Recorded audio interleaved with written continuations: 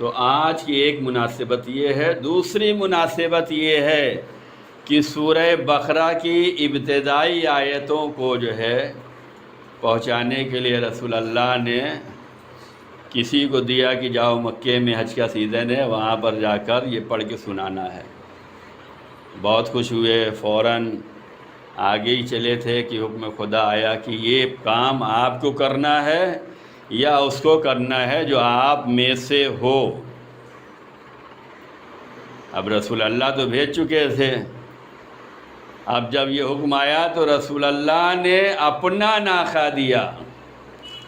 اہل بیت کے فضائل بہت ہیں، ہر گوشے فضائل کے، زندگی کا ہر رخ فضائل ہے، عمل کا ہر رخ فضائل ہے، سیرت کا ہر رخ فضائل اہل بیت میں ہے کہ رسول اللہ نے کسی کو اپنا ناخہ نہیں دیا.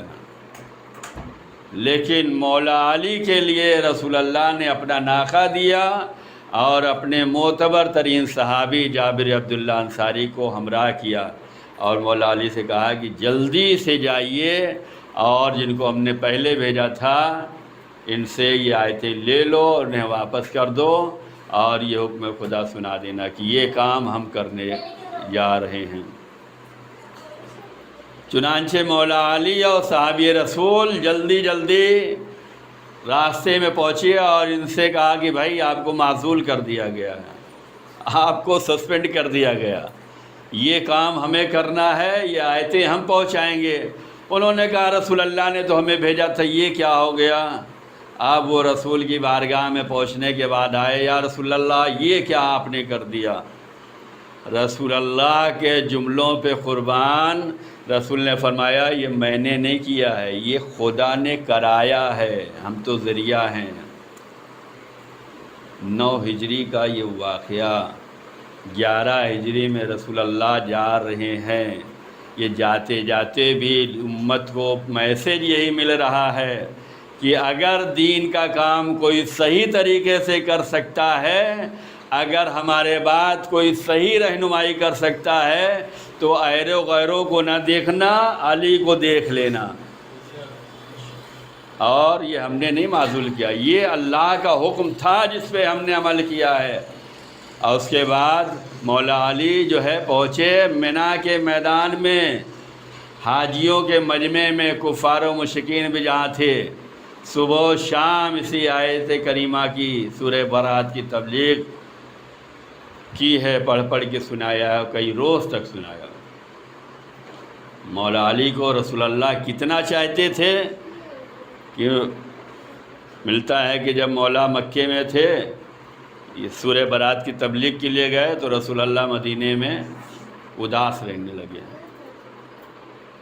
جب یہ اداسی لوگوں نے محسوس کی تو کہنے لگے ایسا لگتا ہے جیسے کوئی خبر آئی ہے، مولا گئے ہیں، کچھ اچھے آثار نظر نہیں آ رہے، لگتا ہے شہید کر دیے گئے ہیں، اسی لیے یہ غم ہے. اب رسول اللہ کی بارگاہ میں جا کے پوچھے کون، تو سب نے ابو ذر غفاری کو تیار کیا. آپ بہت قریب ہیں، آپ کے بہت فضائل ہیں، آپ کا رتبہ ہے، منزلت ہے، آپ جا کے رسول اللہ سے یہ پوچھئے کہ آپ کے چہرے پہ اداسی کیوں ہے، کیا کوئی خبر آئی ہے، کیا کوئی خبر غم ہے؟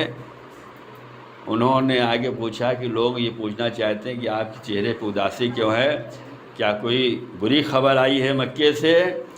تو رسول اللہ نے فرمایا میرے چہرے پہ اداسی اس لیے ہے کہ میرا بھائی، میرا جانشین ہم سے دور ہے، اس لیے اداسی ہے. علی ہماری نظروں کے سامنے نہیں ہے، اس لیے ہمارے چہروں پہ اداسی ہے. اب جب جناب ابو ذر غفاری نے محسوس کیا کہ یہ علی کی جدائی رسول کے چہرے پہ جو ہے اداسی لائی ہے، تو انہوں نے سوچا کہ ہم جائیں اور راستے میں دیکھتے ہیں، جیسے ہی علی آئیں گے ہم آ کے خبر دیں، بشارت دیں رسول اللہ کو. رسول اللہ کو جب بشارت دیں گے تو رسول اللہ کے چہرے پہ مسکراہٹ آئے گی، خوشی آئے گی. چنانچہ ابو ذر غفاری راستے میں نکلے کہ ہم یہ چاہتے ہیں کہ راستے ہی میں مولا علی سے ملاقات ہو تاکہ دیکھتے ہی فوراً واپس آئے کہ رسول اللہ خبر دیں کہ آپ کے بھائی آ رہے ہیں.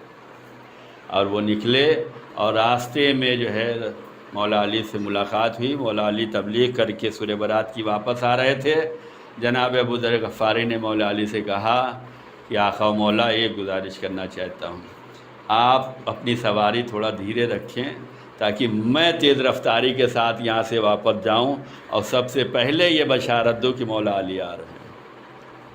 کتنا چاہنے والا یہ صحابی رسول، کتنی محبت علی، کتنا رسول اللہ کی چہروں پہ مسکراہٹ لانے کے لیے کتنا بے چین رہتا تھا یہ صحابی رسول جسے ابو ذر غفاری کہا جاتا ہے۔ اگر ایسے جانثار صحابہ ملیں تو ان کی یاد منائی جاتی ہے، ان کو یاد رکھا جاتا ہے، ان کو سلام کیا جاتا ہے، ان سے خراج عقیدت پیش کی جاتی ہے۔ ایسے جانثار صحابہ کہاں ملنے والے؟ یہی وہ جانثار صحابی ہیں جن کو 5 ذی الحجہ کو جو ہے آپ کی وفات ہوئی ہے۔ کتنا ستایا گیا، جتنا رسول اللہ سے قریب تھے، جتنا رسول اللہ نے ان کے فضائل پڑھے ہیں، اتنا ہی رسول اللہ کے بعد ان کو بھی ستایا گیا، اہل بیت کو بھی ستایا گیا، اہل بیت کے چاہنے والوں کو بھی ستایا گیا۔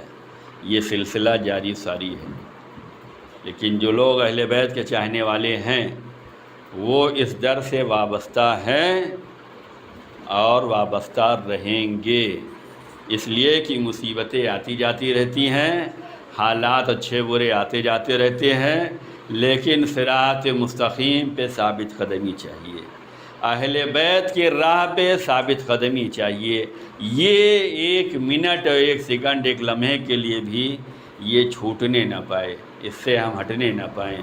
حالات چاہے جیسے ہوں، آج برے حالات ہیں، کل اچھے ہو جائیں گے، آج غربت ہے، کل فقر و فاقہ دور ہو جائے گا، آج پریشانیاں ہیں، کل خوشحالی میں تبدیل ہو جائیں گی، لیکن در اہل بیت اگر 1 لمحے کے لیے بھی چھوٹ گیا تو یہ پر نہیں ہو سکتا، یہ اس کی بھرپائی نہیں ہو سکتی۔ لہذا اہل بیت نے بھی اور اہل بیت کے چاہنے والوں نے بھی ہر منزل پہ جو ہے امتحان دیے ہیں، آزمائشوں کا سامنا کیا ہے۔ جناب ابو ذر غفاری کو جو ہے تیسرے خلیفہ نے جو ہے پوچھا آپ کے لیے سب سے اچھی جگہ کہاں ہے، سب سے بری جگہ کہاں ہے؟ تو انہوں نے کہا سب سے بری جگہ ہمیں ربضہ لگتی ہے، تو اس نے وہیں بھیجا جہاں جو انہیں ناپسند تھا۔ اور یہ حکم ہم جس حالات سے گزر رہے ہیں، جس زمانے میں ہیں، ہم لوگ تعجب کرتے ہیں ایسا زمانہ ہے، ارے اس سے برے زمانے گزر چکے ہیں، لیکن اہل بیت کے چاہنے والوں نے ثابت قدمی دکھلائی ہے۔ ہم جس ماحول میں ہیں شکر کرنا چاہیے کہ ہمارا ایمان، عقیدہ، عمل، عبادت سب جو ہے کر رہے ہیں، باقی ہیں۔ جناب ابو ذر غفاری علی الاعلان مولا علی کے فضائل پڑھتے تھے، لوگوں کو وعظ و نصیحت کرتے تھے، روکتے تھے، ٹوکتے تھے، جو غلط کام ہوتے تھے اس پہ بیدار کرتے تھے، تم یہ کر رہے ہو، ایسا نہیں ہونا چاہیے۔ تیسرے دور حکومت نے انہیں جو ہے جلا وطن کر دیا اور یہ اعلان عام ہوا کوئی ابو ذر غفاری کو رخصت کرنے نہیں جائے گا، کوئی ملنے نہیں جائے گا۔ ایسے سخت ماحول کہ کوئی ملاقات کے لیے نہیں جائے گا، کوئی رخصت کرنے نہیں جائے گا، کوئی بدعا کرنے نہیں جائے گا۔ لیکن ایسے میں مولا علی آئے اور اپنی اولاد کو لے کر آئے اور جناب ابو ذر غفاری کو الوداع کہا ہے، رخصت کیا ہے، دعائیں دی ہیں، حوصلے دیے ہیں، ساتھ دیا۔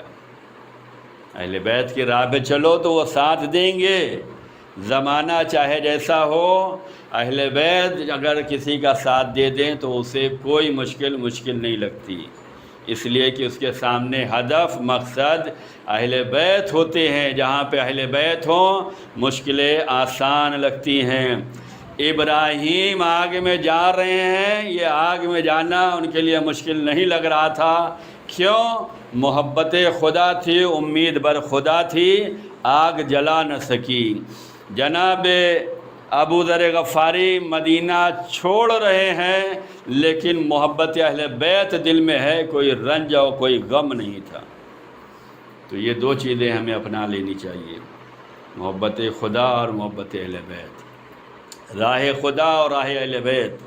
یہ اگر اپنا لیا گیا تو ہر مشکلیں ہمیں آسان لگیں گی، ہر تکلیفیں آسان لگیں گی، اور پھر اہل بیت کے اگر ہم امتحانات یاد کر لیں تو پھر ہمارے امتحان چھوٹے پڑ جاتے ہیں۔ تو یہ وہ مناسبتیں تھیں جو ہم نے بیان کی ہے۔ خدا ہم سب کو توفیق دے کہ ہم در اہل بیت پہ ثابت قدم رہیں، وابستہ رہیں، قائم رہیں، دائم رہیں اور عمل پیرا رہیں، ان کی تعلیمات کو نشر کرتے رہیں، ان کے پیغام کو پہنچاتے رہیں۔